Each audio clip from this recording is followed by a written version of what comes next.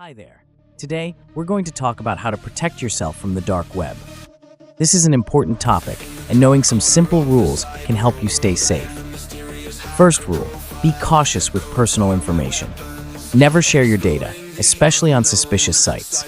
Remember that your information can be used against you. Second, use strong passwords and enable two-factor authentication. Create complex passwords that include letters, numbers, and symbols. This will make it much harder for hackers to access your accounts. Third, install antivirus software and keep it updated. Antivirus programs can help detect and prevent malicious attacks that may originate from the dark web or other sources. Fourth, be careful with your online actions. Don't click on suspicious links or open unknown files. Even a simple click can lead to serious consequences. Fifth, avoid using public Wi-Fi networks for accessing important information. If you must connect to such a network, use a VPN to protect your data.